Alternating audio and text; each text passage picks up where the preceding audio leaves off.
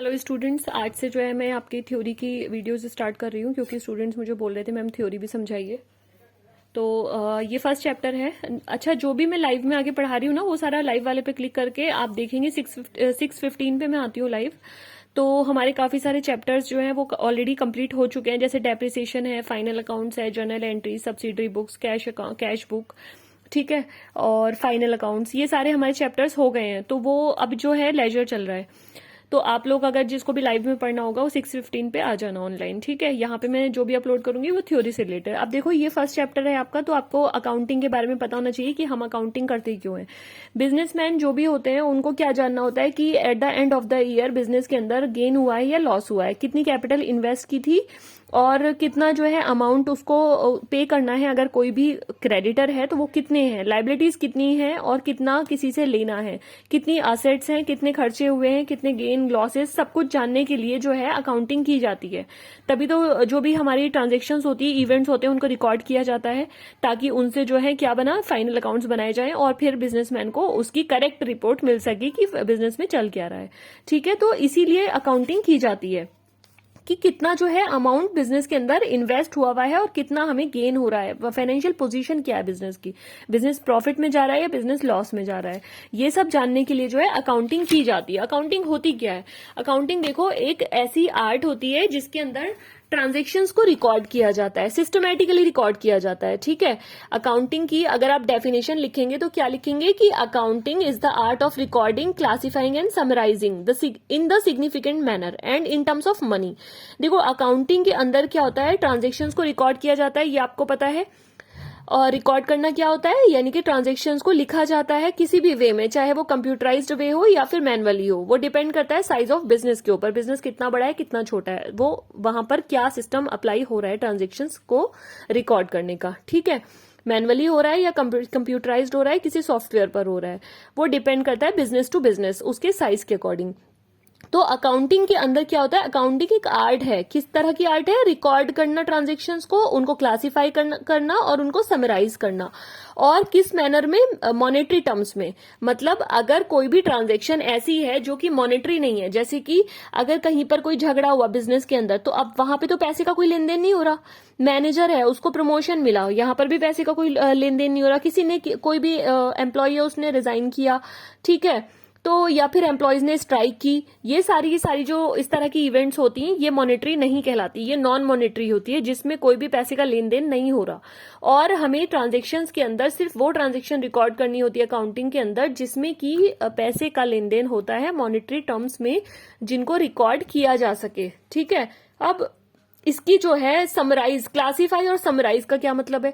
Classify का मतलब होता है जब सेम नेचर की जो ट्रांजेक्शन्स हैं वो एक जगह पर, एक ग्रुप मतलब उसका बना लिया जाता है। जैसे कि लेजर, लेजर क्या है? ग्रुप ऑफ ट्रांजेक्शन्स जहां पर एक ही तरह की सारी ट्रांजेक्शन लिखी जा रही हैं। लेजर क्या होता है? ग्रुप ऑफ ट्रांजेक्शन ही तो होता है, जिसके अंदर आप परचेज, अगर परचेज का लेजर है तो सारी परचेज की ट्रांजेक्शन आएंगी, सेल्स का है सेल्स की आएंगी, ठीक है, कैश का है तो कैश की आएंगी। तो वहां पर आपने क्लासीफाई कर लिया, ट्रांजेक्शन्स को अलग अलग कर दिया, ठीक है, सेम नेचर की ट्रांजेक्शन्स को एक जगह पे लिख दिया, तो वो हो गया क्लासिफाई करना। समराइज क्या होता है? समराइज करना होता है कि आप किस तरीके से डेटा को जो है प्रेजेंट कर रहे हो, किसको? मैनेजर, जो मैनेजमेंट होता है या उसके यूजर्स होते हैं, ठीक है। अब आप क्या करते हो, जब आपने क्लासिफाई कर लिया, क्लासिफाई करने के बाद फाइनल अकाउंट्स बनाए जाते हैं, है ना। जब आपसे लेजर बनता है, लेजर के बैलेंस से ट्रायल बैलेंस बनता है, और फिर ट्रायल बैलेंस की हेल्प से हम क्या बनाते हैं? Trading and profit and loss account, and then balance sheet बनती है। और ये सब हम समराइज करके हम बनाते क्यों हैं? इसलिए कि इनको जो है, जो भी यूजर्स हैं इसके या फिर मैनेजमेंट है, मैनेजमेंट को तो इसलिए रिपोर्ट दी जाती है ताकि वो सही डिसीजन ले सके बिजनेस से रिलेटेड। और जो उसके यूजर्स होते हैं उनका डिफरेंट क्या होता है? पर्सपेक्टिव्स होते हैं, डिफरेंट तरह से वो उसको यूज करते हैं। आगे मैं इसको समझाऊंगी किस तरीके से। तो यहाँ पर जो होता है समराइज किया जाता है किसको?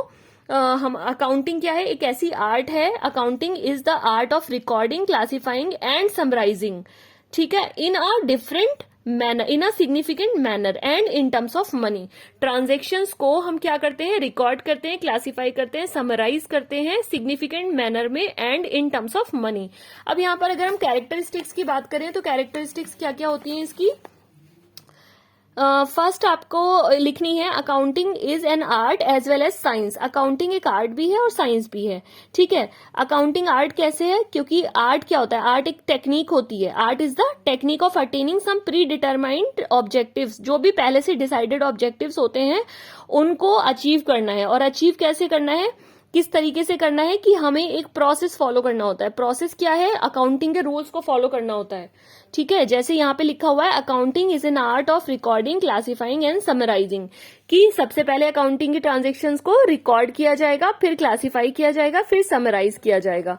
ओके, तो यही होता है इसमें। हम आर्ट को अगर आप एक्सप्लेन करोगे तो आप उसमें डेफिनेशन डाल देना कि accounting is an art of recording, classifying, summarising business transactions with a view to ascertain the net profit. Net profit निकालने के लिए ये प्रोसेस फॉलो किया जाता है, ठीक है। नेट प्रॉफिट निकालोगे फिर उसके बाद ही तो फाइनेंशियल पोजीशन बिजनेस की पता चलेगी, ठीक है। तो उसको नेट प्रॉफिट को निकालने के लिए, फाइनेंशियल पोजीशन को जानने के लिए एक प्रॉपर क्या किया जाता है, प्रोसेस फॉलो किया जाता है। प्रोसेस क्या होता है कि सबसे पहले ट्रांजेक्शन्स को रिकॉर्ड किया जाता है, ठीक है। फिर उसके बाद क्या करते हैं, क्लासिफाई करते हैं, फिर समराइज करते हैं।